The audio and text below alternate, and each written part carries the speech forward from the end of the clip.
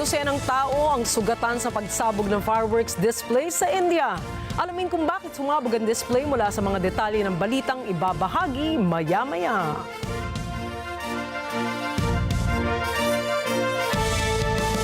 Magandang gabi, ako si Nina Richie Alagaw Flores at ito ang Mata ng Agila International para naman sa mga headlines ngayong Miyerkules ng gabi. Bagyong Leon, isa ng super typhoon, Batanes nasa signal number 4 na ayon sa Pag-asa. Bilang ng nasawi sa Bagyong Christine umakyat na sa 145. Hamas nagbigay ng ilang konsiderasyon para sa ceasefire deal sa Gaza. Alamin natin ang obserbasyon ng mga military analysts sa pinaplanong blockade ng China sa palibot ng Taiwan. At Shenzhou 19 crew mission launch ng China naging matagumpay. Mga astronauts ito nakarating na sa Tiangong Space Station.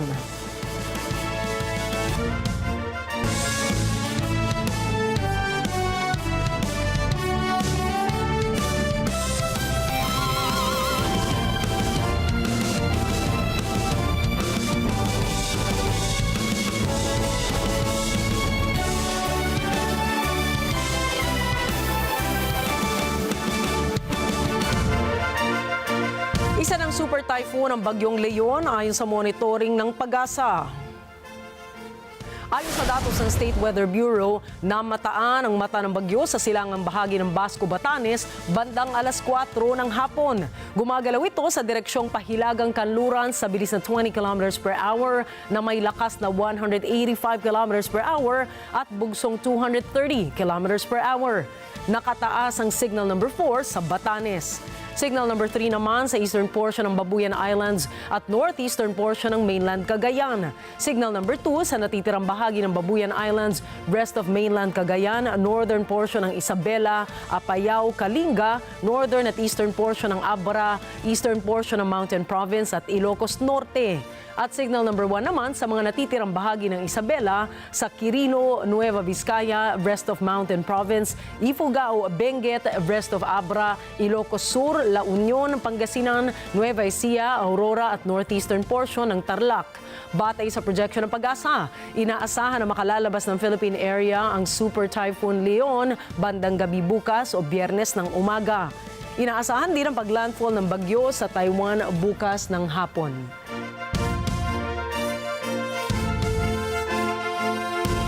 Samantala, umakyat na sa 145 katao ang nasawi dahil sa hagupit ng Bagyong Christine sa Pilipinas. Ayon po yan sa NDRRMC. Ayon sa ahensya, pumalo na sa 37 ang naiulat na nawawala habang nasa 115 na ang naiulat na nasaktan. Iniulat din ng NDRRMC na 111,177 na mga bahay na ang napinsala kung saan 104,740 sa mga ito ay partially damaged at 6,437 ang totally damaged. Samantala, ipinag-utos ni Pangulong Ferdinand Marcos Jr. ang lahat ng mga kauulang ahensya ng gobyerno at lahat ng mga lokal na pamahalaan na paghandaan ng Super Typhoon Leon. Inaasahang dadaan si Super Typhoon Leon sa Batanes ngayong gabi hanggang bukas ng umaga, subalit hindi isinasantabi ng Pag-asa ang posibilidad na maglandfall ang bagyo. The province of Laguna, Governor Ramil Hernandez, who has been working very hard over the past couple of days to try and do what we can for all of those victims of Christine. Unfortunately, mukhang may padating na naman. Kaya't paghanda natin na mabuti.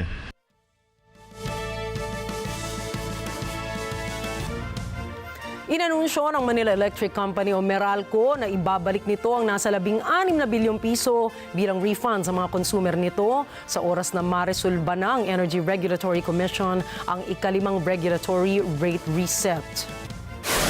Ayon kay Meralco Senior Vice President and Head of Regulatory Management Jose Ronald Valles, nakatutulong at isang malaking kaluwagan ang refund na ito lalo na sa mga customer ng Meralco kung maipapatupad na. Ang refund ay kumakatawan sa actual weighted average price at ang maximum average price, gayon din ang allowable costs na pwedeng isingil sa mga customer ng Meralco. Pero sa ngayon, sinasabing nag-lapse na ang 5th regulatory period. Sa tuwing lapse period, nagbabayad ang mga consumer ng singil na hindi na akma sa kasalukuyang halaga ng serbisyo habang hinihintay ang panibagong rate.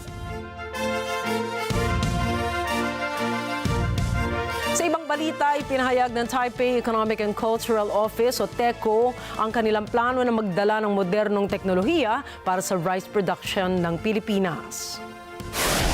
Ayon sa representante ng TECO na si Wallace Mingan Chow, layunin ng proyektong ito na ipakita ang suporta ng Taiwan sa target ng Pilipinas para sa food security at affordability. Binigyan diin pa niya na nais nilang palakasin ang kakayahan ng bansa upang masigurong walang magugutom kahit nasa gitna pa ng kalamidad. Bukod dito, nagpadala ang TECO ng mahigit 500 metric tons ng bigas sa Pilipinas. Ang bigas na ito ay nakalaan para sa produksyon ng mas maraming food packs na ipamamahagi sa mga pamilyang apektado ng bagyo. Itatayo sa Pilipinas ang ikatlong pasilidad ng Center of Excellence on Women, Peace and Security. Ito ay matapos lagdaan ng mga kinatawan ng Pilipinas at ng Estados Unidos ang isang kasunduan para sa pagtatatag ng Center of Excellence on Women, Peace and Security sa Pilipinas. Nagpulong din ang mga delegado mula sa 84 na bansa para talakayin ang progreso ukol sa kapayapaan, seguridad at women empowerment. Iniutos ng Department of Migrant Workers sa mga Filipino seafarers sa mga cruise ships na magpatupad ng mas mahigpit na hakbang laban sa child porn at sexual crimes. Ito ay inanunsyo matapos tumaas ang bilang ng mga insidente ng pag-aresto at pagkakakulong sa mga Filipino seafarers sa Estados Unidos dahil po sa child porn. Pinaliwanag ni Migrant Workers Secretary na kasama ang pagpapalakas ng pre-departure orientation seminars na dapat ay may kasamang pagtaas ng awareness tungkol sa Anti-Online Sexual Abuse or Exploitation of Children, Anti-Child Sexual Abuse or Exploitation Materials Act. Hinimok din ng ahensya ang lahat ng Filipino seafarers na panatilihin ang ethical standards ng kanilang trabaho at umiwas sa mga sitwasyong maaaring humantong sa sexual crimes. Arestado ng pinagsanib na puwersa ng Philippine National Police o PNP, Anti-Cybercrime Group o PNP-ACG at Security Exchange Commission ang 69 na mga foreign nationals na sangkot sa crypto at love scam sa Maynila. Ayon sa impormasyon ng otoridad, modus ng mga sospek na akitin at paibigin ang kanilang mga biktima, pinagkakakitaan nila ito o pinakikitaan nila ito ng mga larawan at video para mapaniwala na sila ay totoo at hindi scammer. Ngunit pagkatapos nilang mapaibig ang kanilang mga biktima, ay mag-aalok na sila sa mga ito na mag-invest sa cryptocurrency. Ang unang ginagawa po dito ay kinukuha po yung sympathy ng victim po nila, pinapa-inlove po nila hanggang sa nakukuha na po nila yung loob nung kausap nila, and then ini-encourage po nila ito na mag-invest sa cryptocurrency. And hanggang meron pong binibigay yung nabibiktima nila ay kinakausap nila. Kung wala na po silang makukuha, automatically binablock po nila ito sa web.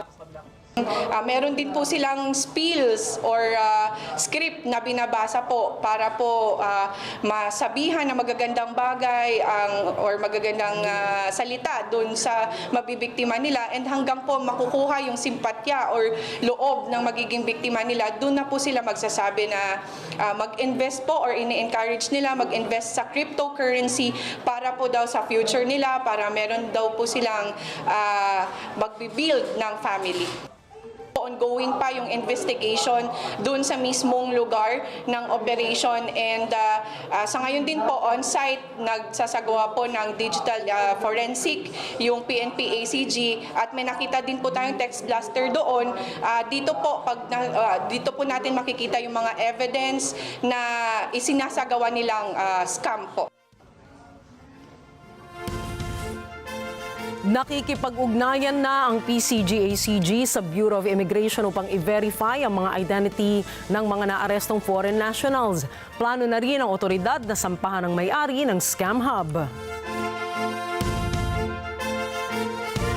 Sa ibang balita, sinabi ni Senate Minority Leader Coco Pimentel na hindi niya nakikita na kailangang dumalo si dating Pangulong Rodrigo Duterte sa pagdinig ng Senado ukol sa issue ng war on drugs.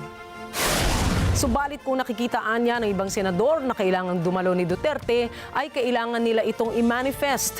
Nauna nang sinabi ng dating Pangulo na aakuin niya ng buo ang responsibilidad sa nangyaring drug war noong kanyang administrasyon. Samantala, binanggit ni Pimentel na pag-aaralan nila ang mga material nilang hawak para ma-verify ang mga sinabi ni Duterte sa nakaraang hearing. Kinumpirma rin ng senador na wala pang schedule para sa susunod na pagdinig, pero umaasa sila na dadalo sina retired police colonels Royina Garma at Edilberto Leonardo para sagutin ang mga revelasyon ni Duterte. Susunod, Australia palalakasin ang missile production matapos ang ICBM test ng China. Russia muling naglungsad ng pagsasanay gamit ang nuclear forces nito. At 73 katao patay sa isang airstrike ng Israel sa Gaza. Iba pang detalye ng mga balita sa pagbabalik po yan ng Mata ng Agila International.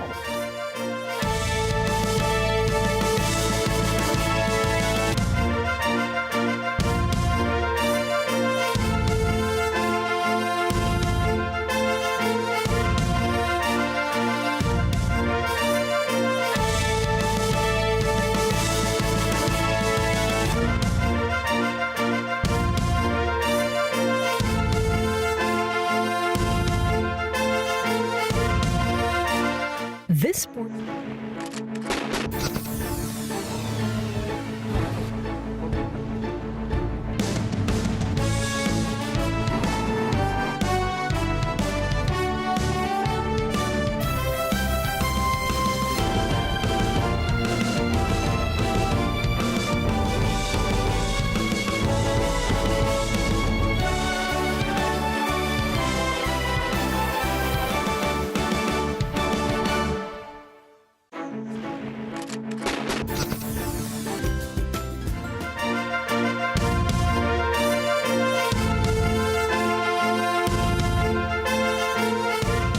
Nagbabalik ang mga balita, nag-issue ng land warning ang gobyerno ng Taiwan bilang paghahanda sa posibleng pananalasa ng super typhoon Kongray. Ayon sa State Weather Bureau, maglalandfall sa Taiwan ang bagyo ngayong Huwebes. Anila, taglay ng bagyong Kongray ang gusts of wind na 300 km per hour at patuloy pa rin itong lumalakas. Bilang paghahanda, sinabihan na ng mga otoridad ng mga mangingisda na huwag munang maglayag sa laot, pinapaiwasan din sa publiko na magpunta sa mga tabing dagat. Nagbabalak ang Australia na palakasin ang kakayahan nito sa missile defense matapos magpalipad ang China ng Intercontinental Ballistic Missile o ICBM sa South Pacific. Inanunsyo ng Canberra na palalakasin nila ang kanilang kakayahan sa long-range strikes ng missiles at makikipagtulungan sa mga kaalyado tulad ng Estados Unidos at Japan para sa stability ng rehiyon. Binigyan din ni Australian Minister for Defense Industry Pat Conroy na ang rehiyon ay nasa bungad ng panibagong age of missiles kung saan ginagamit nito bilang panakot. Dagdag pa niya na makakarga ng SM-6 missiles sa kanilang mga Navy destroyer fleet bilang tugon sa ICBM test ng China. Samantala, pinag-iisipan naman ng South Korea ang posibleng pagpapadala ng isang team ng military monitors sa Ukraine upang obserbahan at paghandaan ang pagdestino ng sundalo ng North Korea sa frontline ng Russia-Ukraine war. Ayon sa Presidential Office, pag na-deploy ang mga sundalo ng Pyongyang sa frontlines ay makapupulot sila ng karanasan ng pagsabak sa tunay na digmaan, isang sapat na dahilan na ituring ito ng Seoul na banta sa kanilang bansa. Tinatansyang mayroong 11,000 sundalo ng North Korea ang kasalukuyang nag-iensayo sa Russia, kung saan 3,000 rito ay nakadestino na sa frontlines. Sabi naman ni South Korean President Yoon Suk-yeol, ang dagsaan ng sundalo paloob ng Russia ang pinakamalaking soldier exchange na nakita nila sa mga nakaraang taon na potensyal namang maging mapanganib para sa katatagan ng rehiyon.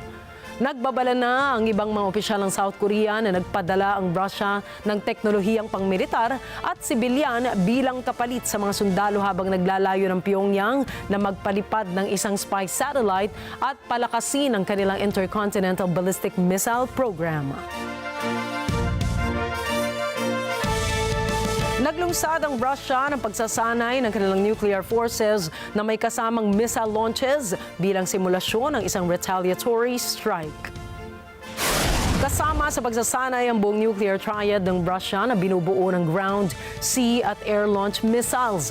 Isang Yars intercontinental ballistic missiles ang inilunsad mula sa Plesets Cosmodrome sa hilagang kanluran ng Russia papunta sa Kamchatka sa Far East. Nagpakawala rin ang Sineva at Bulava ballistic missiles mula sa isang submarine at cruise missiles mula sa strategic bomber planes. Layunin ng exercise na sanayin ng kanilang militar na magsagawa ng malawakang nuclear strike ng strategic offensive forces bilang tugon sa isang nuclear strike ng kanilang mga kalaban. Ipanilawanag ni Russian President Vladimir Putin na mahalaga ang pagkakaroon ng makabago at handang nuclear force lalo na sa tumitinding geopolitical tension. Nasa 73 katao na ang nasawi matapos ang ginawang airstrike ng Israel sa bayan ng Beit Lahia sa northern Gaza. Ayon sa Health Ministry ng Gaza, tinamaan ang 5 palapag na gusali kung saan naroroon ang karamihan ng mga biktima. Dagdag pa ng ahensya ay hindi bababa sa 20 kabataan ang kasali sa mga nasawi. Ikinabahala naman ng Estados Unidos ang mataas na numero ng kaswalidad kung saan tinawag ito ni State Department spokesperson Matthew Miller na isang horrifying incident with a horrifying result. Mula pa kasi noong 2 linggo ay patuloy na ang ginagawang operasyon ng Israel Defense Forces o IDF sa mga lugar ng Jubalia, Beit Lahia at Beit Hanun sa northern Gaza. Ayon naman sa Palestinian Civil Emergency Service ay nasa 100,000 katao na ang kasalukuyang stranded sa inataking rehiyon ng walang makain o tulong medikal na makuha kung kaya't hindi agad na ipagamot ang mga napinsala sa mga isinagawang pag-atake.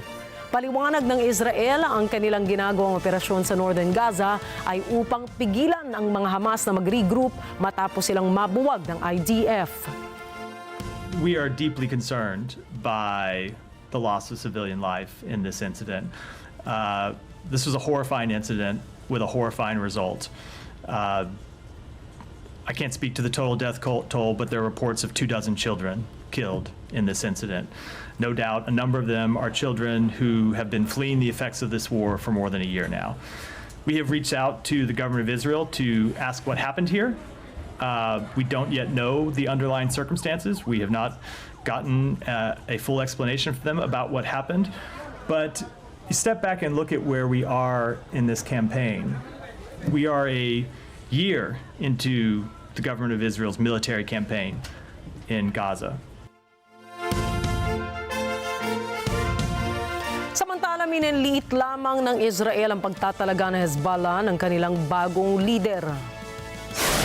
Matapos kasi na mapatay si Hassan Nasrallah sa isang airstrike noong nakaraang buwan, ay ipinalit nila si Naim Qassem. Sinabi naman ni Israeli Defense Minister Yoav Gallant na pansamantala lamang ang pagkakatalaga kay Qassem at hindi naniniwala ito na hindi rin ito magtatagal at kanila ring masusukol.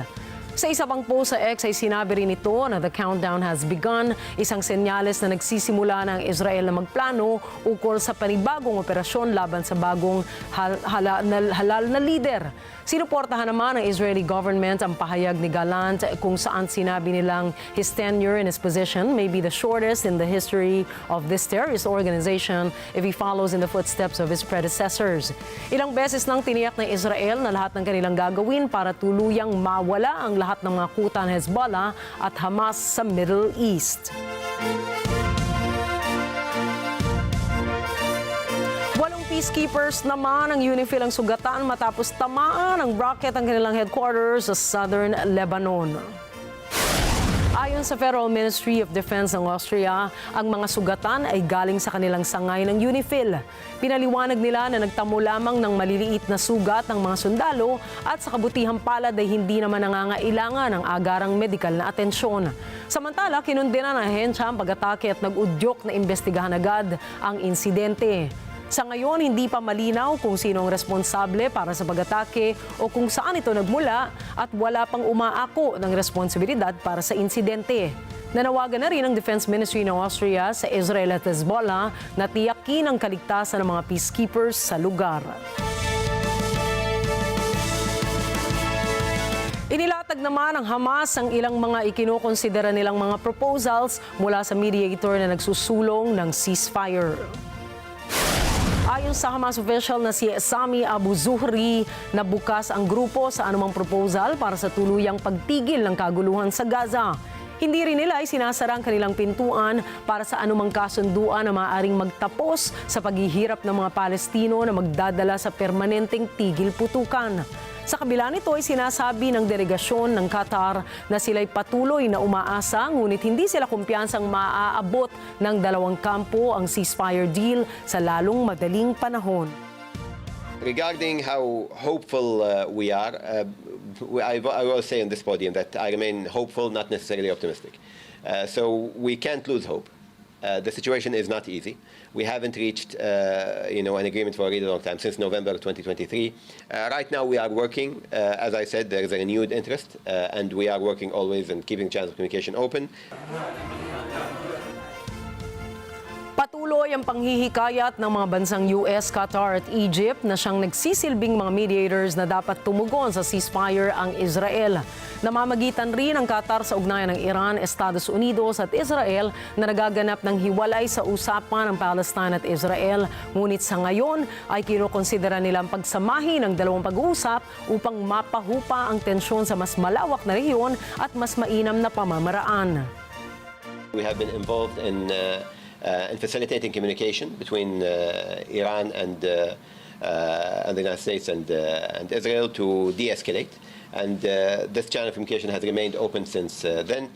And the talks are ongoing to keep that channel of communication open and to make sure that there is a relative de-escalation between both sides. We are hopeful that this last attack will be the last stretch.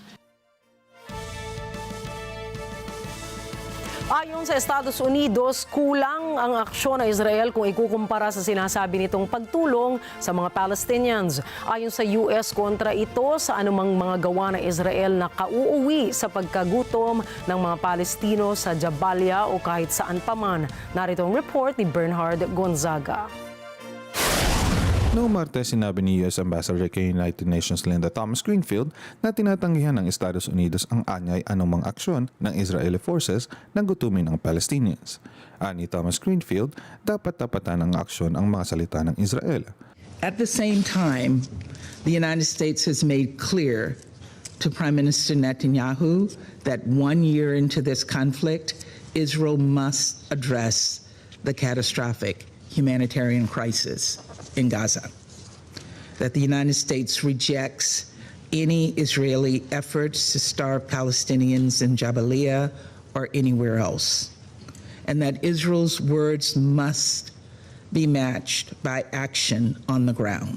Sa isang liham ng US sa Israel noong 13 ng Oktubre, sinabi nitong kailangang gumawa ng hakbang ang Israel sa loob ng 30 araw upang pabutihin ang humanitarian situation sa Gaza. Kung hindi, haharap niya ang Israel sa katampatang paghihigpit sa US military aid. Naglunsad ang Israel ng malawakang opensibang militar sa Gaza nang magsimula ang buwan ng Oktubre. At sinabi ni Thomas Greenfield noong 16 ng buwan na nakamanman ng Washington upang tiyakin na hindi umaayon ang ground operation ng Israel sa gawaing panggugutom sa Ilagang Gaza. Samantala, noong 28 ng Oktubre, sinabi naman ng Palestinian Civil Emergency Service na may 100,000 mga taong naipit sa Baya, Beit Lahia at Beit Hanun na walang supply ng pagkain o gamot. Ayon kay Palestinian UN Envoy na si Riyad Mansour, linggo-linggo siyang umaasa na makapaghatid ng magandang balita sa mga taga-Palestine na may tulong ng parating. Subalit, bigo siya sa pag-asang ito. I sat in the Security Council week after week, stood before the General Assembly week after week, hoping to be able to tell my people that help is on the way. They endured horrors that you watch on your TV screens and yet can barely comprehend, but their tormentors continue to be shielded and Palestinian victims continue to be abandoned. Sa isang matalim na pahayag, sinabi ni UN Ambassador Danny Dano ng Israel na kailangan tanggapin na ng mundo na hindi na masasagip ang Gaza. This Council, the international community, and the entire UN must accept the reality that UNRWA Gaza is beyond redemption, beyond saving, beyond reform. We must turn a new page now. Sa kaugnay na balita, sinabi din ng Estados Unidos na lubahay itong nababahala sa mga buhay na nasawi dahil sa pag-atake ng Israel sa isang residential building sa hilagang Gaza. Tinawag ni State Department spokesperson Matthew Miller ang pag-atake ito na karumaldumal na insidente na nauwi sa karumaldumal na resulta.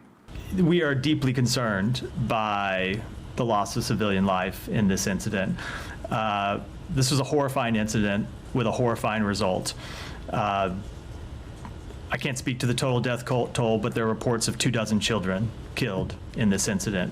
No doubt, a number of them are children who have been fleeing the effects of this war for more than a year now.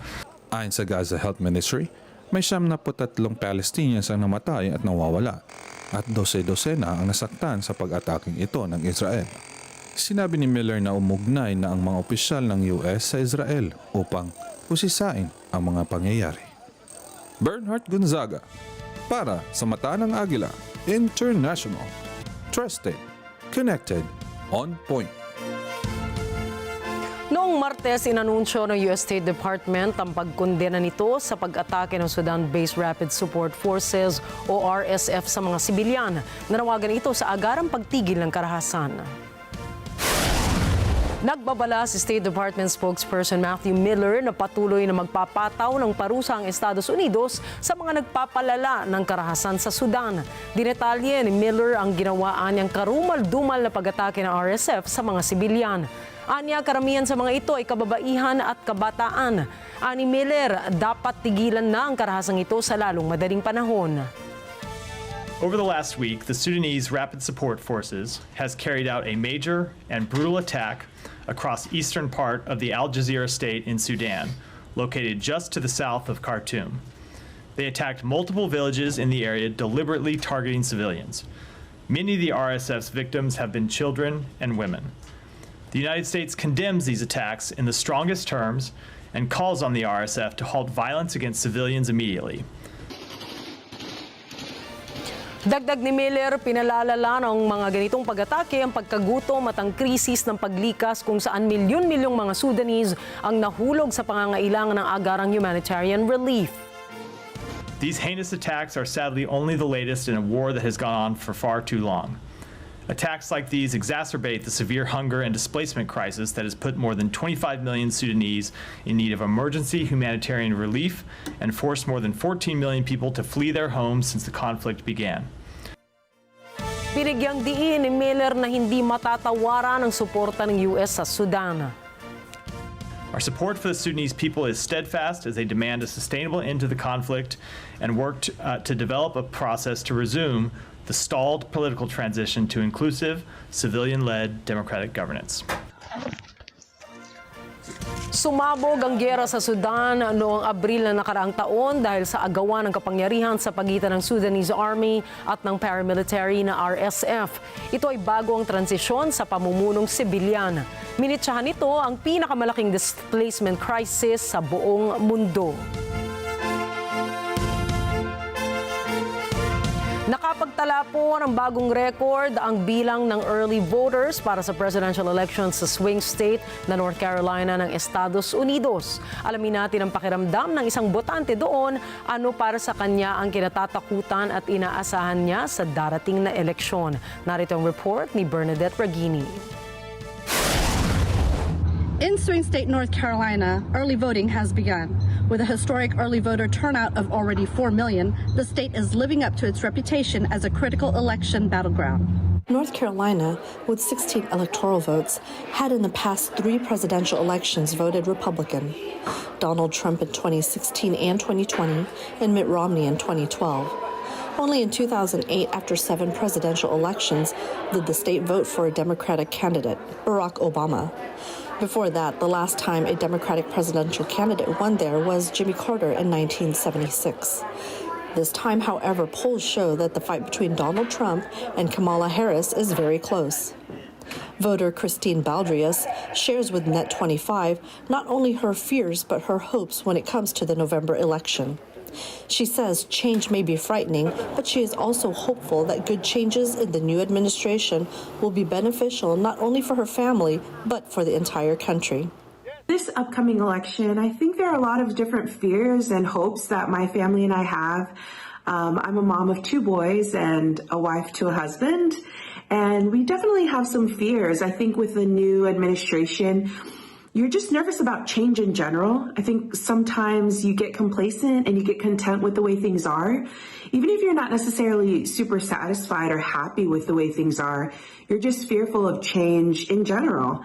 And so with a new president or a new administration, I think we fear that there could be a lot of change that could come about that doesn't necessarily align with our morals, our standards, our views on things, and maybe doesn't necessarily align with the way we want to raise our children, our family.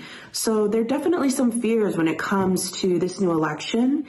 At the same time, we have a lot of hope for the future. I think my family and I are looking forward to maybe better gas prices, better costs of food, cost of living, even daily things like that. We're hopeful that we can see some change. Again, we're a family of 2 children right now, but there's always room to grow. And hopefully if we have more children, we'd love to see ourselves maybe in a bigger home. So things like lower mortgage rates is something we look forward to. And so with this election coming up, again, we have a lot of fears, but we also are very hopeful. Our family and I are looking onward and forward to hopefully some good change socially and economically. And we're ready and we're excited to see what maybe this new administration could bring for the country. Bernadette Regini for Mata ng Agila International.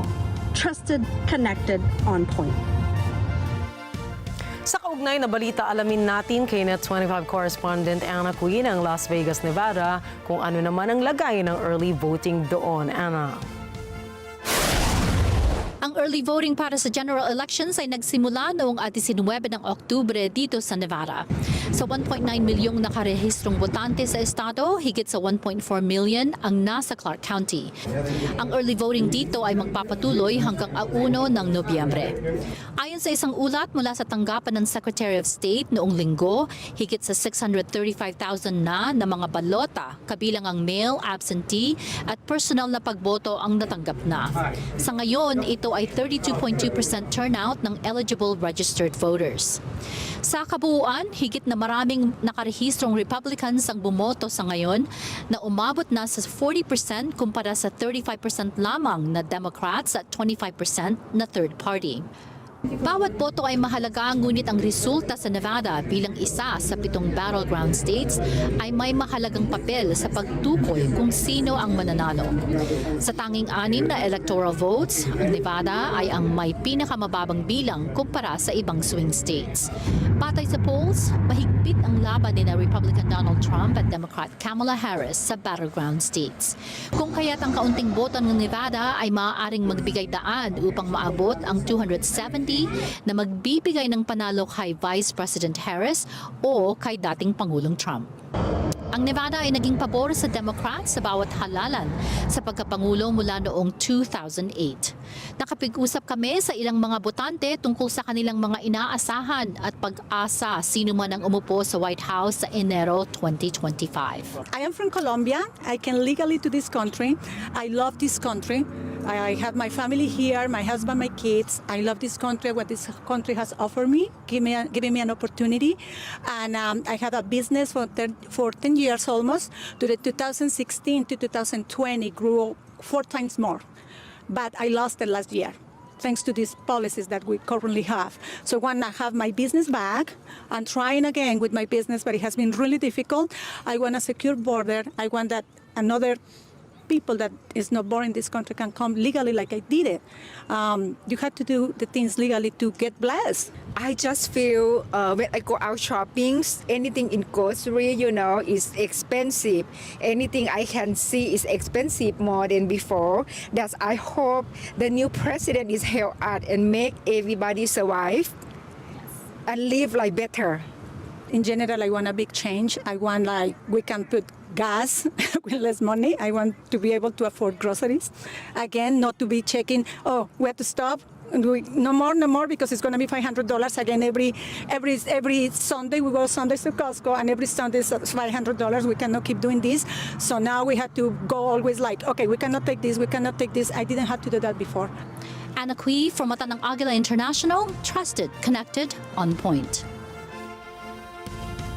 Sa New York naman ay dumaan ang campaign team ni Republican presidential candidate Donald Trump upang humarap sa mga taga-suporta niya. Ayon sa mga ito, kasama sa pangunahing mga issue na kanilang tinututukan ay ang ekonomiya ng bansa, pagdating ng mga migrante at ang nagaganap na digmaan sa gitnang silangan. Sa Manhattan, narito ang balita mula kay Joanne Soriano. The polls are officially open in New York for early voting as the nation decides who will be our next president. New York is typically known as a blue state, voting Democratic in past elections for President Biden and for former President Barack Obama. Winning New York for Kamala Harris would garner 28 electoral votes from the state towards the 270 needed to be elected president. Former President Donald Trump took a break from campaigning in battleground states to return to his hometown on Sunday, where he held a rally at Madison Square Garden, the world-famous arena that has hosted major political events throughout history. The rally included speakers such as billionaire Elon Musk and officials including his vice president running mate Senator J.D. Vance and Speaker Mike Johnson. We asked attendees what issues they cared about the most in this election. I would think immigration, number one, and I suppose economic, number two. For me, the most important issues are the economy, the border crisis, and wars. I mean, the economy, it was much better under the Trump administration. Right now, we see rampant inflation, money being sent overseas. Brings me to my second point, wars. Under the Trump administration, the United States got in no new wars. We kept ourselves out of wars and got out of wars. And then the border crisis. I mean, people are coming in through the border at unprecedented rates, millions and millions of people. And these are all just three of the major issues. They're really important to me, and I'm sure a lot of other Americans.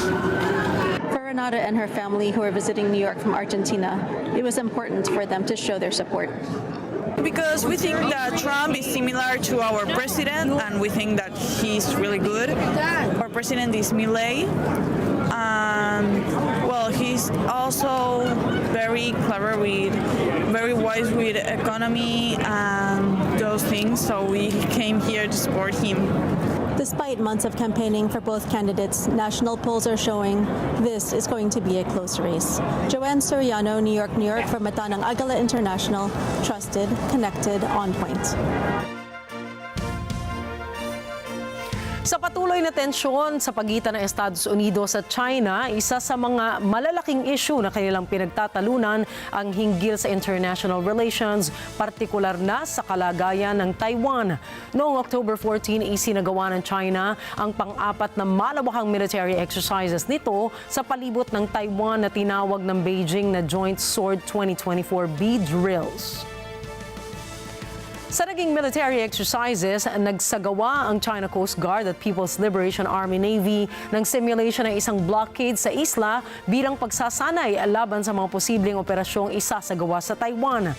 Ayon sa Chinese news outlet na Global Times, ang matagumpay na military drills ng Beijing sa Taiwan ay pagpapakita ng kakayahan ng China Coast Guard na magpatupad ng maritime law enforcement sa lugar. Saad pa nito, asahang mas dadalas pa ang ganitong mga aktibidad ng China sa palibot ng Taiwan. Bago pa isagawa ang Sword 2024B military exercise, ay nauna nang nagsagawa ang China ng inaugurasyon ng naturang drills noon pang buwan ng Mayo. Gihit ng mga opisyalis ng People's Republic of China at ng media nito, tugon nila ito sa pag-iinsulto umano ni Taiwanese President Lai Ching-te. Pinabulaanan naman ito ni De o ni Lai at sinabing hindi totoo ang paratang ng Beijing sa kanya. Pero kung iisipin, bakit nga ba pinalilibutan ng China ang Taiwan imbes na atakihin ito? Ayon sa mga military analysts, matagal nang pinagdedebatihan kung ano ang mas pipiliing hakbang ng China laban sa Taiwan. Marami kasi ang nagsasabing mas pipiliin ng China na magsagawa ng invasion sa Taiwan. Batay sa pagsusuri ni Geopolitical analyst Brandon Weichert, karamihan sa mga Western observers ay naniniwalang magsasagawa ang China ng isang surprise attack kontra Taiwan para mapatalsik agad nito ang liderato ng Taipei. Habang marami namang mga analysts ang nagsasabing mas mainam na magsagawa ng blockade ang China sa palibot ng Taiwan. Sa katunayan, napapansin ng ilang mga analysts na mas epektibo ito base sa isinagawang Joint Sword 2024B drills ng China. Paliwanag kasi ng mga military experts, isang maling hakbang para sa China na umatake sa Taiwan. Anila agad na re-responde ang mga Western allies ng Taiwan kapag nangyari ito. Narito ang ilan sa mga dahilan kung bakit mas pipiliin ng China na magsagawa ng blockade kontra Taiwan. Maituturing na isang flexible strategy ang pagsasagawa ng blockade. Sa pamamagitan ng blockade, pwedeng magdeklara ang China ng restricted zone sa palibot ng Taiwan kung saan ay pwedeng patamaan ng mga gunboats ng China ang mga iligal na barkong papasok rito. Maaari ring magsagawa ang China ng inspeksyon para sa mga barkong papasok sa pantalan ng Taiwan. Mula rito, inaasa ng mga analysts ang posibleng pagsuko ng Taiwan sa Beijing. Sa ganitong paraan, may iwasan ang malaking bilang ng pagkasawi kaysa kung pinili nito ang pag-atake sa Taiwan. Nakikita ng mga analysts na isang gray zone tactic ng China ang pagharang sa mga lagusan ng Taiwan. Anila kayang harangin nito ang mga tulong na ipagkakaloob ng Estados Unidos sa Taiwan. Paliwanag ng mga analysts, sa oras na ipadala ng US ang barko nito para asikasuhin ang blockade ay pwedeng paikutin ng China ang mga kapitan ng barko ng Washington sa isang state of rules engagement limbo ng ilang buwan o taon pa hanggang umalis ito sa lugar. Sa pananaw naman ng Beijing, mahalaga ang pagsasagawa ng blockade kontra Taiwan. Umaasa kasi ang ekonomiya ng Taiwan sa international trade kung saan 98% sa import nito ay energy. Higit pa sa panggigipit sa international trade ng Taiwan, posibleng magsagawa ng kinetic warfare, disinformation drive, cyber attack sa mga infrastruktura ng Taipei at mag-activate ng mga Chinese sleeper agents sa loob ng isla. Hindi man tayo sangkot sa hidwaan ng Beijing at Taipei ay karatig bansa naman natin ng Taiwan. Posible ring lubos na maapektuhan ng Pilipinas sakaling pumutok ang giyera sa pagitan ng Taiwan at China. Kung kaya huwag sanang humantong sa aktual na blockade ang gagawin ng China laban sa Taiwan, may mga Pilipino rin kasi sa isla kung saan ay nagtatrabaho sila para makaipon ng salaping maipadadala sa kanilang mga mahal sa buhay sa Pilipinas. Wala pong pabor sa lumalalang tensyon sa rehiyon, lalo na't may issue rin ang China sa Pilipinas dahil sa pinag-aagawang teritoryo sa West Philippine Sea. Kaya mas mainam na lubos na pag-isipan ng China ang kanilang mga susunod na hakbang dahil nakasalalay sa mga ito ang stabilidad hindi lamang ng Asia kundi ng Asia-Pacific at ng Indo-Pacific. Susunod, dose-dose ng tao patay sa matinding baha sa Espanya. China, pinalipad na ang Shenzhou 19 astronaut crew patungong Tiangong Space Station. At Colin Farrell, tinulungan ng kaibigan matapos ang Dublin Marathon. Iba pang detalye ng mga balita sa pagbabalik po yan ng Mata ng Agila International.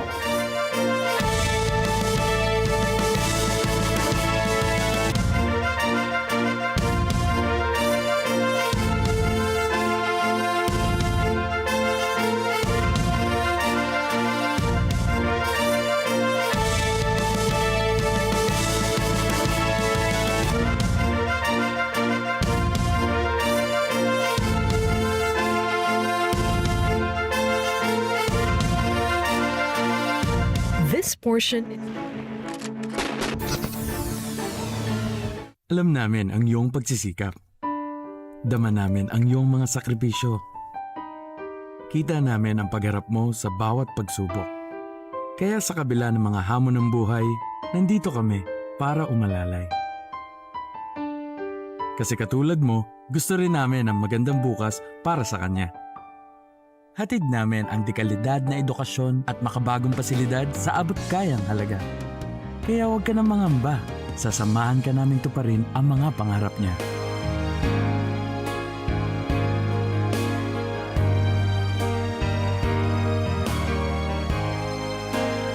Maaasahan mong sulit dito ang mga pinagsikapan mo. sa aming mga makabagong pasilidad at sistema ng edukasyon. Mailalabas natin ang aking talino at mga kakayahan niya. Kahit sa munting halaga, makakasiguro ka na makakasabay siya sa mabilis na pag-ikot ng mundo.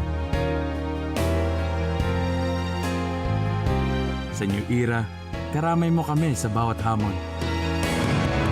Kaagapay mo kami sa bawat hakbang. Kasama mo kami sa bawat ngiti at tagumpay.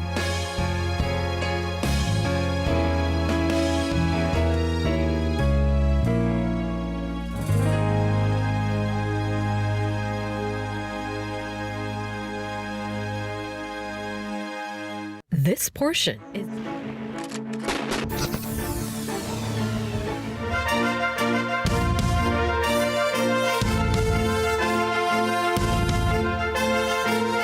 patayang nasa 63 katao sa Espanya. Ito ay matapos ang sunod-sunod na pagulan na nagdulot ng matinding pagbaha.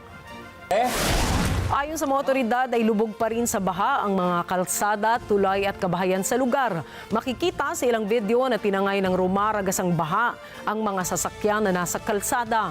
Dagdag pa rito ang walang tigil na tawag na natatanggap ng mga radyo at TV station sa mga residente na humihingi ng tulong. Kasunod nito ay nagdeklara ng Red Alert Code ang Spain State Weather Agency sa bahagi ng Valencia at Andalusia. Samantala, gumamit naman ng drones ang emergency services workers para sa paghahanap sa mga taong na-stranded sa kanilang mga tirahan. Sugatan naman ang hindi bababa sa 150 katao matapos sumabog ang isang fireworks display sa India.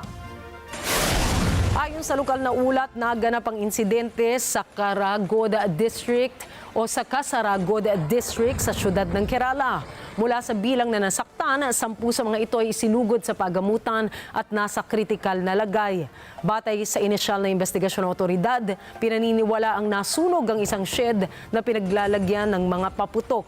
Agad namang rumesponde ang mga bumbero sa lugar para apulahin ang apoy.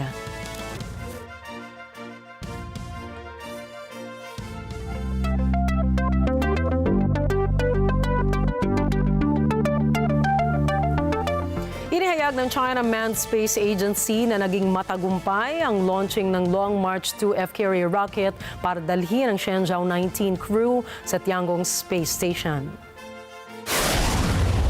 神舟19号报告，飞船座舱大气环境正常，航天员感觉良好，完毕。 Pinalipad ang Long March rocket sa Geopolitical Satellite Launch Center kaninang 4:47 ng umaga.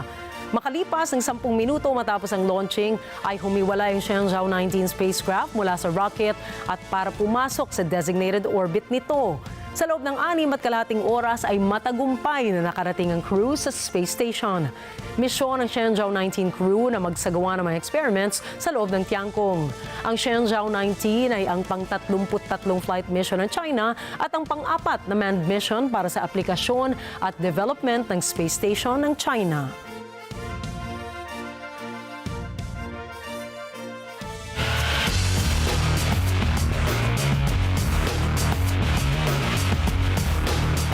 Balitang sports, nagtala ng triple-double ang Denver Nuggets star na si Nikola Jokic para matalo ang Brooklyn Nets. Narito si Vin Pascua para sa play-by-play. Bounce it to Jokic. Jokic singled up. Jokic backing in. Little hook shot. He's good to tie it up at 25, 15, and 14 for Jokic. Nangangailangan pa ng extra 5 minutes ang Denver Nuggets bago maligpit ang Brooklyn Nets 144-139 sa Barclays Center. Nagtapos si Nikola Jokic ng may 29 points, 18 rebounds at 16 assists. Pangalawang player lang sa kasaysayan ng NBA na naglista ng ganito kalaking numero sa isang laro. Long pass. Jokic is away. And he scores in a foul. Nagdagdag naman ng tig 24 points sina Jamal Murray at Aaron Gordon para tulungan ng kanilang kupunan. Nakakuha naman ng 22 points, 5 assists ang pinakabagong Nuggets acquisition na si Russell Westbrook off the bench. Binura ng Nuggets ang 17-point deficit sa second quarter, 124-121. Sa final 33 seconds naman ng regulation, pinagitnaan ng tip-in at hook ni Jokic at split free throws ni Dorian Finney-Smith ang diferensya para ibuhol sa 125 all. Ibinaon ni Cam Thomas ang first basket ng overtime para sa 127-125 lead ng Nets. Ngunit kinobra ng Denver ang sumunod na 8 points ng laro at hindi na binitawan ang lead matapos nun. Tatlong players din ng Brooklyn ang sumabay ng 20 points o higit pa, pero kinapos. Nagsumite ng 28 points si Dennis Schroeder, 26 kay Thomas at 20 kay Cam Johnson. May 16 points, 12 boards naman si Nick Claxton. Absent na naman si Ben Simmons dahil sa kanyang injury. Para sa Balitang Sports, Vin Pascua para sa mata ng Agila International. Trusted, connected, on point.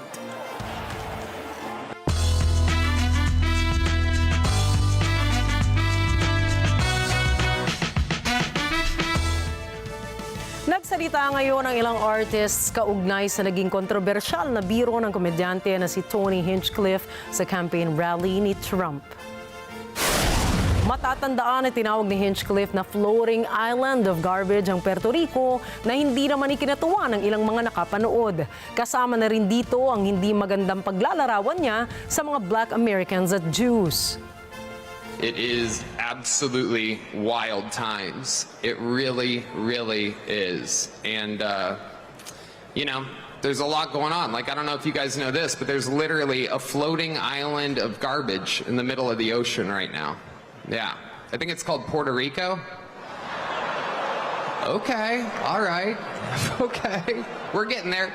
Now, again, normally I don't follow the national anthem, everybody.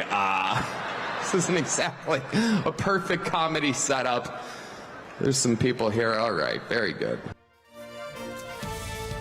Sinabi naman ni Kamala Harris na suportado niya na ayusin ang problema ng Puerto Rico sa electrical grid maging sa usapin ng pagbibigay ng pondo. Anya, hindi basura ang lugar dahil ito ay lugar ng mga talented at innovative na mga tao. Kasunod nito ay naglabas naman ng isang video sa Instagram ang Puerto Rican rapper na si Bad Bunny. Dagdag pa rito ang mensahe na I remember Kamala Harris na siya namang ni-repost ni Jennifer Lopez.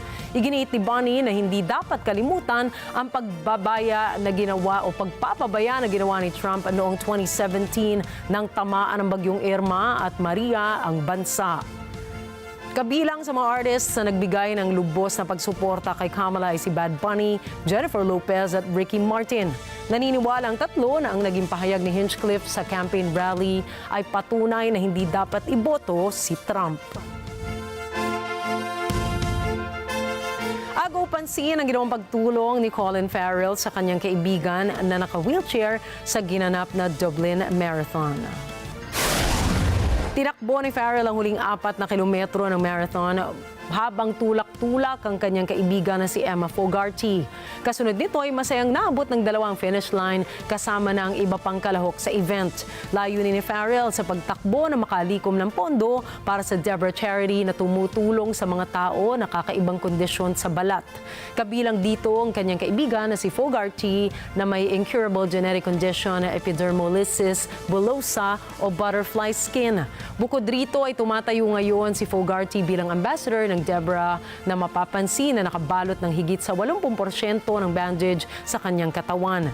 Samantala, naglunsad naman ngayong taon ang Colin Farrell Foundation si Farrell para suportahan ang mga pamilya na may anak na may intellectual disabilities.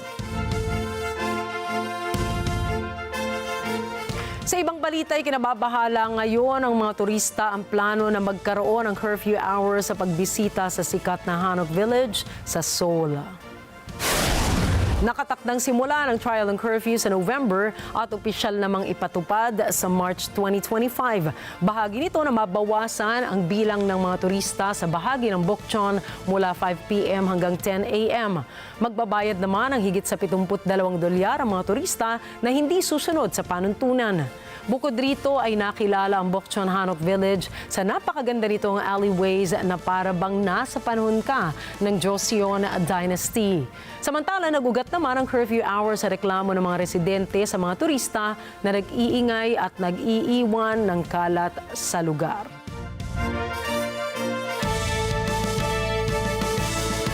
Narito po kami para maghatid ng balita saan mang dako sa mundo. Ako po si Nina Richie Alagaw Flores. Ito pa rin ang Mata ng Agila International. Para naman sa mga balitang nangyari sa iba't ibang panig ng mundo, punta naman tayo kay Alma Angeles para sa Mata ng Agila World News. Take it away, Alma.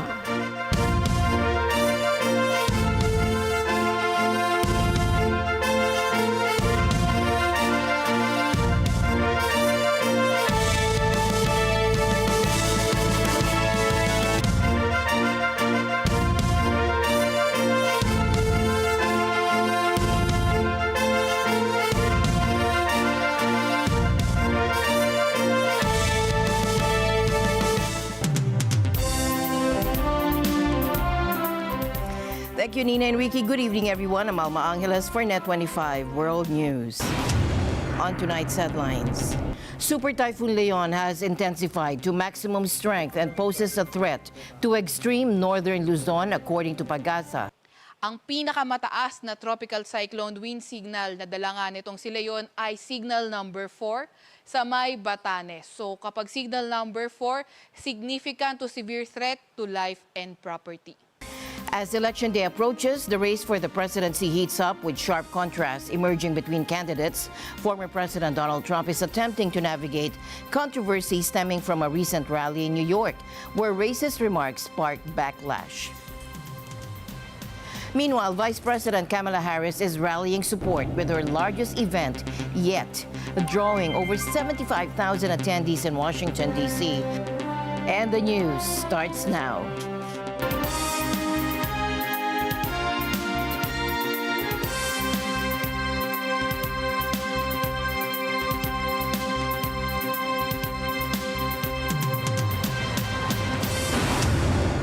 Super Typhoon Leon has intensified to maximum strength and poses a threat to extreme northern Luzon, according to Pagasa.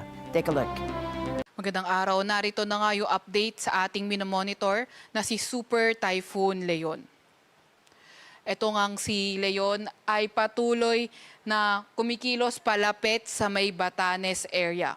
Although ang pinaka-apektado nga nitong si Leon ay ang nasa may northern Luzon, pati na rin sa may silangang bahagi ng Luzon, yung kanyang trough ay posible nga umabot hanggang Visayas area, kaya posible rin hanggang Visayas yung mga kalat-kalat ng mga pag-ulan, pagkidlat at pagkulog. Hindi nga rin natin nirurule out yung paglandfall nito sa Batanes dahil napakalapit nga nito sa may extreme northern Luzon area. Ang pinakamataas na tropical cyclone wind signal na dala nga nitong si Leon ay signal number 4 sa may Batanes. So kapag signal number 4, significant to severe threat to life and property. Meron din tayong nakataas na signal number 3 sa eastern portion ng Babuyan Islands at ang northeastern portion ng mainland Cagayan. Samantalang signal number 2 naman sa may nalalabing bahagi ng Babuyan Islands, nalalabing bahagi ng mainland Cagayan, northern portion ng Isabela, Apayao, Kalinga, northern at eastern portion ng Abra, eastern portion ng Mountain Province at sa may Ilocos Norte. Samantalang signal number 1 naman sa nalalabing bahagi ng Isabela, sa may Quirino, Nueva Vizcaya, Ifugao, sa may Benguet, sa may nalalabing bahagi nga ng Abra, Ilocos Sur, La Union, Pangasinan, Nueva Ecija, Aurora, at ang northeastern portion ng Tarlac. Meanwhile, Taiwan issued a land warning on Wednesday, today, as it expected Super Typhoon Kong-Ray to make landfall on Thursday along its sparsely populated east coast, bringing heavy rains and strong winds across a swath of the island. Take a look. Yes, Alma. Here in Taiwan, the authorities in the southeast have suspended some ferry services and urged fishers to return to the shore as Typhoon Kongray approaches. The island's weather service warns the storm is intensifying rapidly. The typhoon, with maximum wind speed now reaching 155 kilometers per hour, could make landfall by late Wednesday or early Thursday, according to the Central Weather Administration. At a news conference, Lim Pong-tung of the Weather Agency cautioned that waves could reach heights of 5 to 6 meters on Wednesday, and heavy rain is expected in Taipei. In the county of Taitung, which appears to be directly in Kongray's path, disaster officials have advised fishers to secure their boats and return to the land. Ferry services to outlying islands have been halted. Local authorities here say the main threat in Taitung will be from the typhoon's strong winds. Meanwhile, in Hualien, a coastal city still reeling from a 7.4 magnitude earthquake in April, supplies have been stocked for the vulnerable and evacuation vehicles are on standby. Taiwan sees these tropical storms from July to October, but scientists warn that the climate change is amplifying their intensity, bringing heavier rains, flash floods, and stronger winds to the island. Reporting from the Miaoli, Taiwan, this is Armelin Xu. Back to you, Alma. Tragic news out of Spain, where flash floods have claimed the lives of at least 51 people after torrential rain hit parts of the country. The severe flooding turned roads into rivers, swept cars through streets, and even derailed a train, causing widespread damage to homes and buildings. In the hardest hit areas, authorities had urged people to stay indoors and avoid unnecessary travel. Emergency teams reported all 51 fatalities are in southeastern Spain, particularly in the Valencia region, with children sadly among the victims. In Letour, near the Sierra de Segura, 30 people found themselves stranded when a river burst its banks. Videos posted on social media show scenes of people clinging to trees in fast-moving water, desperately trying to avoid being swept away. Helicopters were used to rescue some from their homes as floodwaters rose. Local TV and radio stations were flooded with calls for help from those stranded or searching for missing family members, where the emergency services stretched thin in this unfolding crisis. Una casa desaparecida. La que hay en la entrada, aquella desaparecida. Los demás, y dos que no saben si han aparecido todavía o sí. Había una trompa de agua, que aquí no llovía, pero es de la sierra, viene toda la sierra. Pero venía ya con pinos, ramas, pero todo de golpe, venía muy fuerte.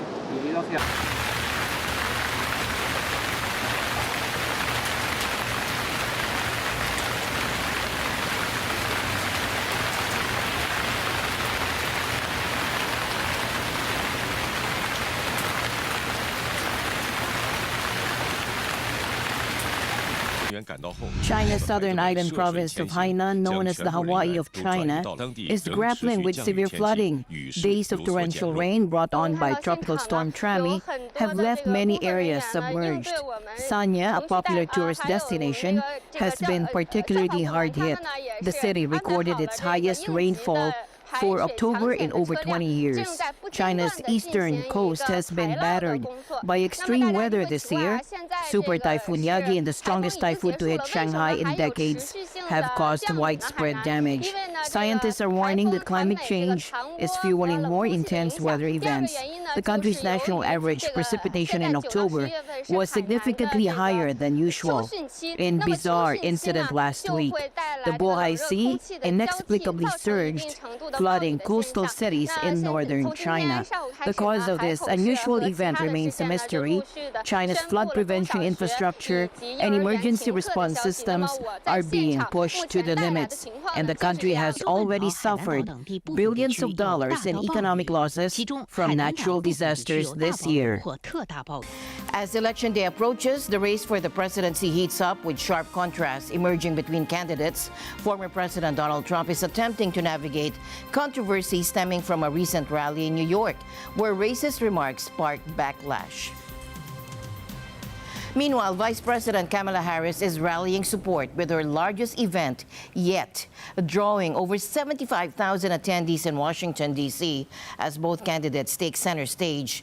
The political landscape shifts, highlighting the stakes involved in this pivotal election. Take a look. With Election Day now less than a week away, former U.S. President Donald Trump on Tuesday sought to distance himself from racist comments made at his New York rally on Sunday, while Vice President Kamala Harris held the biggest rally of her presidential run to date. More than 75,000 people gathered Tuesday evening for Harris's rally in Washington, D.C., according to an estimate by her campaign. She spoke from the same spot where Trump addressed his supporters before they attacked the U.S. Capitol on January 6, 2021. Look, we know who Donald Trump is. He is the person who stood at this very spot nearly 4 years ago and sent an armed mob to the United States Capitol to overturn the will of the people in a free and fair election. Harris went on to contrast her vision of leadership with what she described as Trump's. On day one, if elected, Donald Trump would walk into that office with an enemies list. When elected, I will walk in with a to-do list. Full of priorities of what I will get done for the American people. Meanwhile, Trump on Tuesday appeared keen to move on from the controversy surrounding his New York City rally on Sunday. There's literally a floating island of garbage. Where a comedian called Puerto Rico a floating island of garbage and peddled other racist tropes about Latinos and other minority groups. In Florida earlier in the day, Trump praised that event and said he was honored to be involved. It was like a love fest, an absolute love fest. The Trump campaign has said the joke did not reflect its views, though the candidate himself has not directly commented on the remarks. Later on Tuesday, Trump flew to Pennsylvania, the biggest prize among the 7 battleground states that will decide the outcome of the November 5th election. Puerto Ricans are the largest Hispanic group in the state, according to data from the U.S. Census Bureau. At a roundtable in Drexel Hill, Trump touted his record. I think no president's done more for Puerto Rico than I have. Trump repeated the line later on at a rally in the heavily Hispanic city of Allentown. Nobody loves our Latino community and our Puerto Rican community more than I do. Nobody. You know, it's interesting because I've done more for Puerto Rico than any president by far. Harris has led Trump in every Reuters Ipsos poll since she entered the race in July, but her advantage has steadily shrunk since late September. As the candidates near the finish line, a Reuters Ipsos poll on Tuesday showed that Harris's lead has eroded to just 44 to 43% among registered voters. Now in swing state Georgia, like in other election battlegrounds, early voting turnout is breaking records. Let's find out more from NET25's Philip Toledo in Atlanta, Georgia. Philip. The general election is still a few days away, but here in Georgia, early voters are smashing records. According to the Elections Division of the Georgia Secretary of State, as of Monday, 2.9 million ballots have been cast since early voting began on October 15. That is 40% of just over 7 million active voters, breaking the previous record set in 2020, when then President Trump narrowly lost the state to Joe Biden. By race or ethnicity, whites make up the majority of active voters across the state. Slightly more females are active voters than males, and the 18 to 24-year-old demographic towers over other age groups in the makeup of active voters in the state. With 16 electors up for grabs, Georgia residents have seen multiple visits by both Harris and Trump in just the past few weeks alone, trying to capture those critical votes. And many are taking the right to vote seriously with early voting. I think this is an existential election. It's going to have implications for my children and my 3 grandsons and more to come. So it's critically important that everyone at least voices their vote. Well, I just started law school actually down in Florida, so I really just wanted to get it out while I was home and get it done. Because being so young, and especially with the recent economic crisis we've had, I really just want to make sure my vote counts. A frequent target of former President Trump's claims regarding election fraud in 2020, Georgia boasts some of the strictest voting regulations in the country. ID is required for all in-person and absentee ballots. Those without a state-issued ID are given instructions from the Election Division website of what they can do in order to be able to vote. This record-breaking early voting turnout can be a result of the numerous get-out-the-vote campaigns run by both parties as well as nonpartisan efforts. In any case, as we near Election Day, all eyes will remain on this battleground state of Georgia. Philip Toledo for NET25 World News.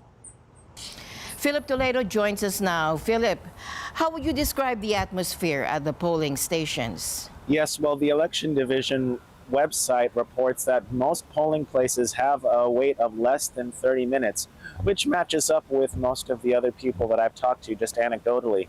In my own experience, going to vote early last week, it literally took me about 8 minutes to vote from the time that I got in line, showed and scanned my ID, to the time that I cast my ballot.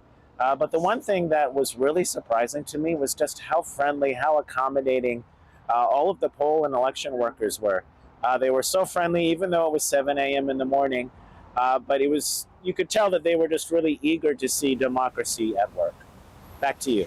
Thank you, Philip, and we'll be monitoring this closely. In other news tonight, North Korea has moved into place a launcher ready for an intercontinental ballistic missile, or ICBM, and may decide to set it off around the time of the U.S. presidential election. That is according to South Korean lawmakers today, citing military intelligence. North Korea appears to be preparing to relaunch a reconnaissance satellite, utilizing advanced component imports and technological collaboration with Russia, following its failed attempt this past May. Although the exact movements are not yet confirmed, there are reports of close monitoring by the spy agency, with the possibility of North Korea conducting its 7th nuclear test after the US presidential election.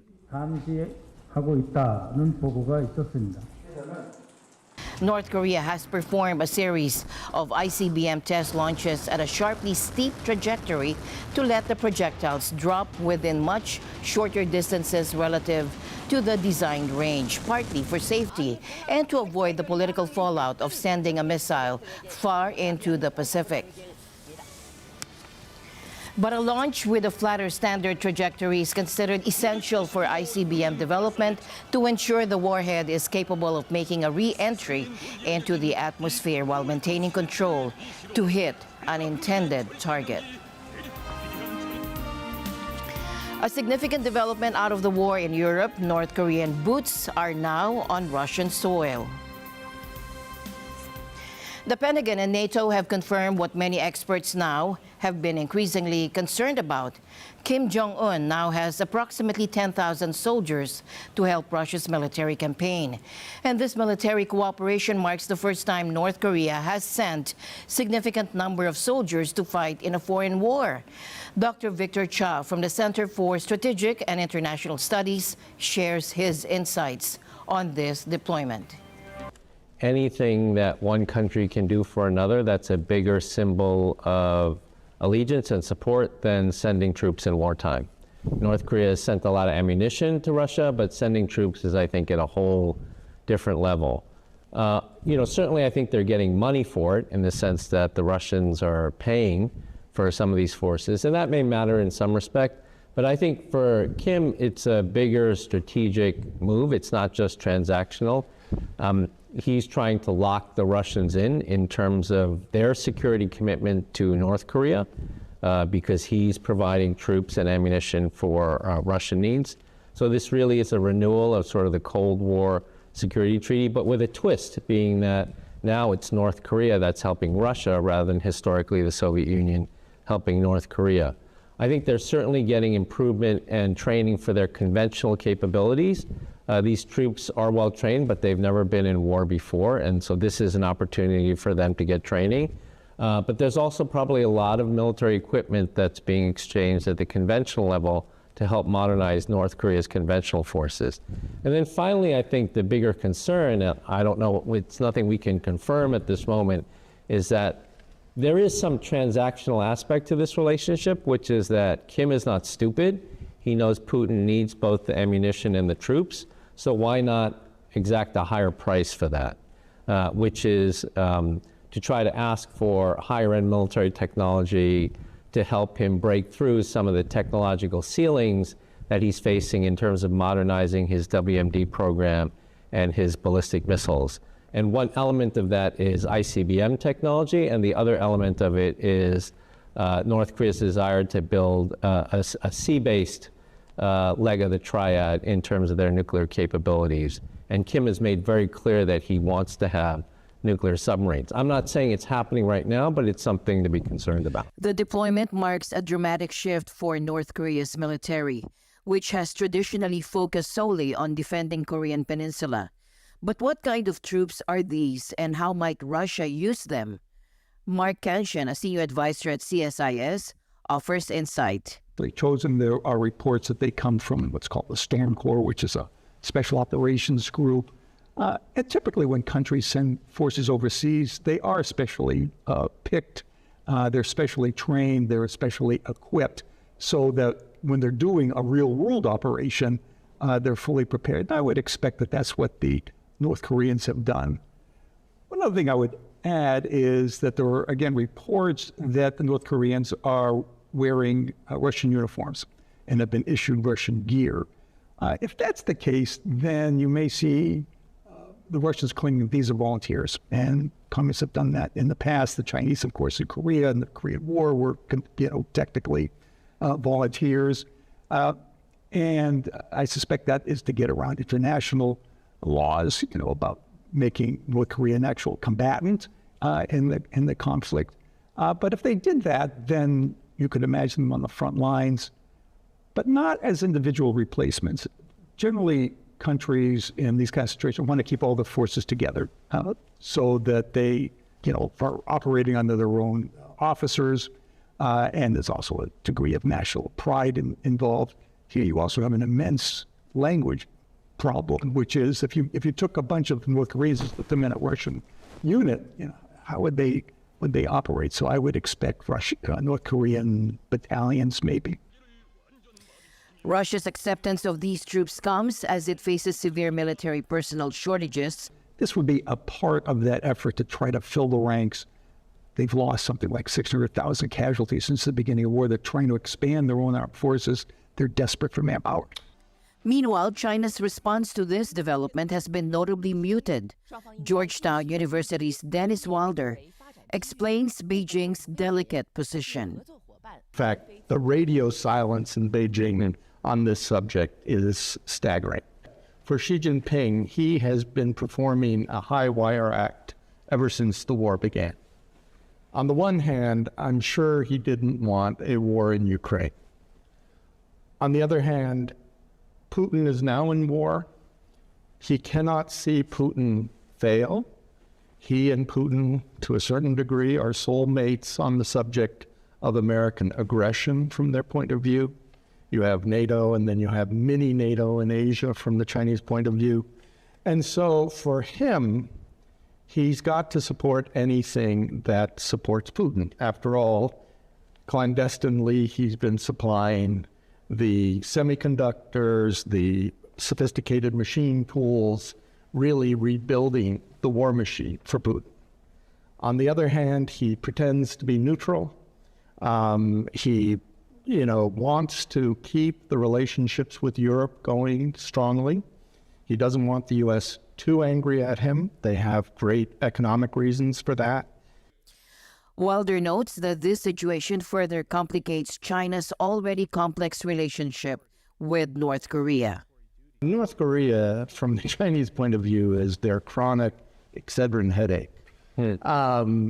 They have not, ever since Kim killed his uncle, Chiang Suk-taek, in 2013, but Chiang was the only guy they felt they could talk to, and he started some economic reforms. And Kim may have killed him in part because he was close to the Chinese. Yeah.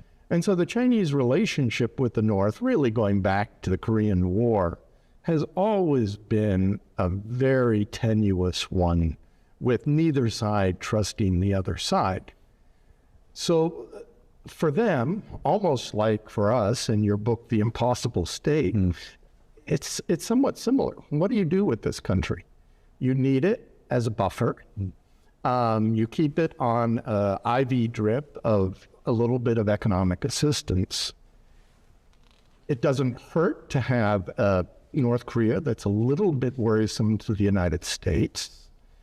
But on the other hand, this guy is so unpredictable and could really mess up China's whole strategic position in East Asia. It is, I think, a very real conundrum for Beijing. As North Korea deepens its military cooperation with Russia, these latest developments add another layer of complexity to an already delicate balance of power in East Asia. Rescue workers in Argentina are combing through the debris looking for survivors from a 10-story hotel that collapsed Tuesday. The building had been under renovation when it tumbled down in the city of Villa Gesell, about 370 kilometers from the capital of Buenos Aires. Danica Lee has that story. Firefighters are being aided by sniffer dogs as they search for survivors. Honestly, it was shocking to see how the building collapsed. It transformed into a cloud of dust and we couldn't see anything. We heard like an earthquake, as some neighbors said. This was terrible. It's like a horror movie we are living through. There was a closed-down construction area. An elevator shaft was being worked on, and it remains intact here at the front of the building. We think there has been irregular work at the rear side where the tower was. So far, rescuers have managed to pull an 80-year-old woman from the rubble. They also recovered the body of an elderly man. It's believed between 7 and 9 people who had been working on restoring the hotel are still trapped beneath the debris. The cause of the collapse has not been determined. The mayor of Villa Gesell has expressed concerns that irregular construction work had been carried out in the building. The city says work was being done on the hotel without municipal permits. The city had halted work at the site in August. Officials say 4 people linked to the construction have been arrested. Danica Lee for NET25 World News. And the news continues here on NET25 World News. We'll be right back.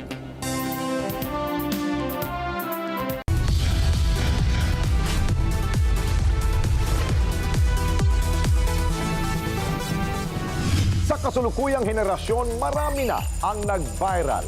Dahil po yan sa kanilang ginagawang pagtulong sa kapwa. Pero mas marami ang tumutulong kahit walang nakakakita. Kaya naman kung ikaw ay may kilala na grupo o individual na may natatanging pagresponde sa lipunan at maging sa kalikasan, mag-text lamang sa 0915-415-1035 o mag-email sa responde@net25.com at magpadala ng mensahe sa ating Facebook page at NET25 TV. Baka kayo na ang susunod nating Certified Key Responder. Let's net together sa NET25. Sa NET25.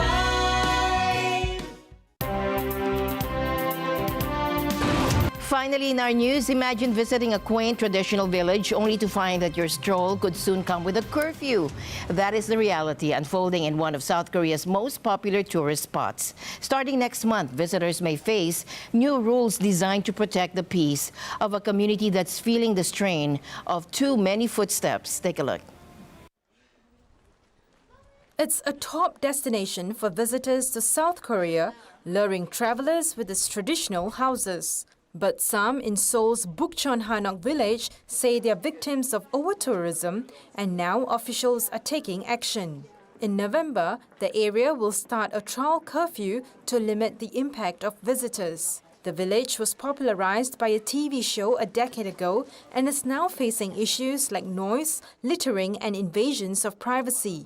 Last year alone, the village attracted around 6 million visitors, while its resident population is only about 6,000. Starting in November, tourists will have restricted access to certain areas from 5 p.m. to 10 a.m., with violators facing fines of up to 100,000 Korean won or about $72. The curfew will then officially launch in March 2025. Chung Moon-hun is the mayor of Jongno district where the village is located. He says the local government will work with residents ahead of the official launch. We're trying to make tourists come in a balanced way and not cause major inconvenience to the residents. This is the first time we're implementing such a policy in South Korea, so we'll work closely with residents to make adjustments if necessary. While the local government hopes to protect residents' rights and daily lives, not all residents are convinced it's the right idea. One resident of the capital city says the whole idea is un-Korean. South Korea is a country with freedom of movement, so controlling that with fines is an excessive measure. It would be better to refine the tourist culture through guidance. Tourists, meanwhile, are divided over the curfew, with some resenting the idea of being fined for walking down a public street, while others acknowledge the importance of residents' quality of life. Yeah, totally agree with that, where if tourists are being rude and disrespectful to the residents living here, that shouldn't be allowed. And yeah, there should be protections in place so their peace and sanity is preserved. There are also concerns about enforcement, including how to distinguish tourists from residents, how to ensure foreigners pay fines, and how to address the language barrier. President Ferdinand Marcos Jr. has extended warm birthday greetings to Iglesia Ni Cristo Executive Minister Brother Eduardo V. Manalo, celebrating his dedication and leadership. As Brother Eduardo Manalo marks his 69th birthday on October 31st, President Marcos expressed heartfelt gratitude for his guidance within the INC. In his message, Marcos shared, "On this day, I would like to convey our gratitude and admiration for your dedication to leadership and guidance in the Iglesia Ni Cristo," Marcos said in a statement. He wished him strength and wisdom, saying, "May you continue to be blessed with strength and wisdom to be used in your continued service and leadership within the church." From the Marcos family, he added, "We pray for the continued growth of your work and good aspirations for the country and the whole world." And with that, we end tonight's broadcast. For everyone here on NET25, I'm Alma Angeles. Thank you for joining us. Good night.